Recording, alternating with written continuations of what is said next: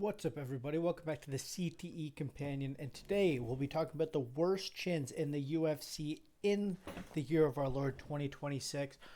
This is going to be their current chins, so like not all time.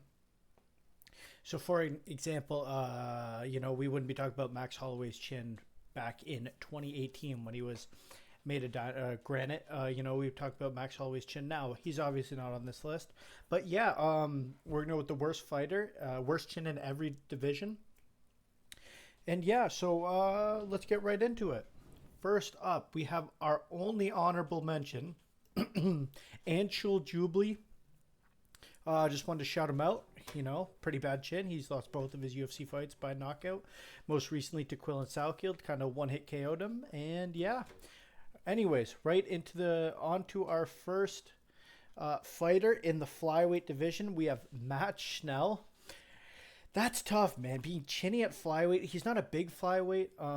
Sometimes they say you cut too much weight, so go up a weight division. The cutting weight will ruin your chin, but he's not a big flyweight. He's not like he's cutting a bunch of weight, and it's not like he can move down. Being chinny at flyweight's tough. Like, I think he's been chinned 5 or 6 times now at this point. Yeah. So for flyweight, Matt Schnell, sorry. Next up at bantamweight, we have a guy who has had a stint at flyweight, didn't work out. He's back up to bantamweight. We have a former champion in Cody Garbrandt. His chin is not actually that terrible, but he definitely likes to ball in the pocket a lot. He's been dropped a lot of times, and at this point, it has worn some damage.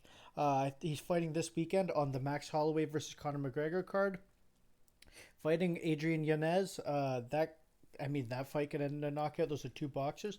So maybe next week he'll be 15-8 with another knockout loss on his record. But yeah, he's been knocked out twice by TJ Dillashaw. He's been knocked out a couple other times. It's really just that brawling style. He's not very defensively responsible. He likes to get into a lot of brawls, and it's cost him throughout his career. At featherweight, we have Aaron Pico not coming off a knockout loss, but 2 fights ago, he got a spinning back elbow to sleep by Lerone Murphy. He's bounced back, really showed his potential, but he's also been chinned, I think, either 3 or 4 times by fucking PFL jobbers and nobodies. Like, he has not fought the highest level competition in his career. He is very chinny. He gets cracked quite a lot. Another guy who is a little bit wild and not the most defensively responsible and doesn't have the chin for it. Some guys can get away with that, like a Marvin Vettori or in his prime Chuck Liddell, who, if we were doing an all-time worst chins list, then would be on this list because of the tail end of his career. But yeah, Aaron Pico, 5 defeats. I think it's either 4 or 5 by knockout. And a lot of been chinned a few times by absolute nobody. So yeah. Next up, we have a guy whose chin has gone in the recent years, Beneil Dariush, coming off a knockout loss to Quillen Salkield, and before that, a 15-second TKO by Benoit Saint Denis, who just barely touched him. Like, he barely got touched, and he got KO'd. At this point in his career, Beneil Dariush is just, his chin is not there anymore. Very good boxer, good grappler. At one time, was up there having a contender spot, but the chin is gone, and I think it's time for him to call it a career. I really hope he does, but we will see. According to the UFC website, he's still active. Next up at 170, we have Jeff Neal. Now, this is one of the divisions that I don't know, I was looking through it, and I didn't really, there's no real guys who just really stand out to me about as being chinned a bunch of times. And looking into it, you have Jeff Neal.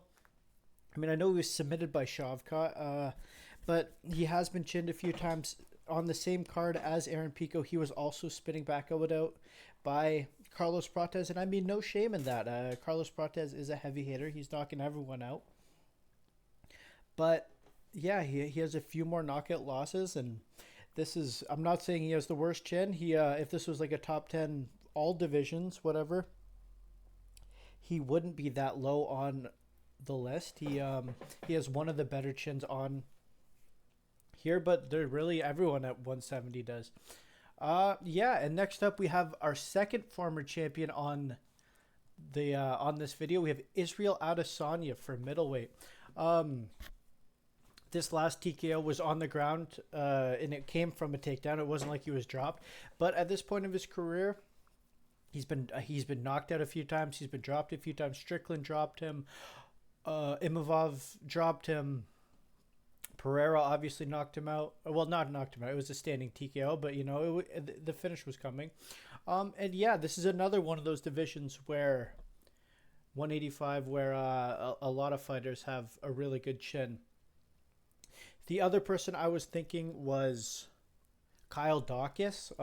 Getting knocked out by Bo Nickel on the feet by his hands. That's kind of a sign of not having the best chin. But we're gonna go with Izzy on this one.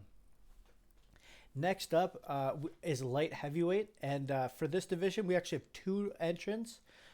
First up, we have Dominic Reyes, chin by Ryan Spann. He got chin 3 times in a row. I'm blanking off the top of my head right now, but yeah, Alberg as well, I believe. Am I wrong? Am I casual? Probably.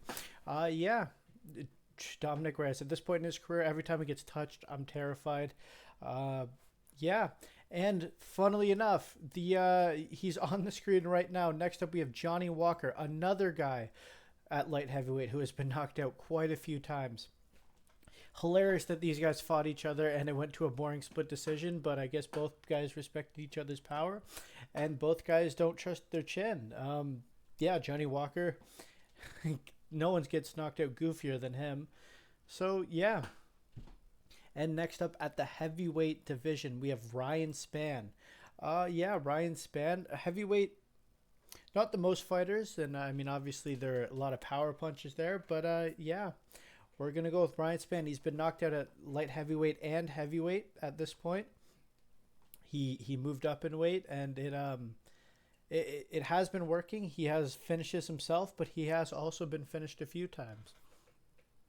Thank you so much for watching. Let me know if you agree or disagree with anything I said, who you would have, who you would replace, who you think has the worst chin in the UFC overall. Me personally, I think that is Beneil Dariush at this point.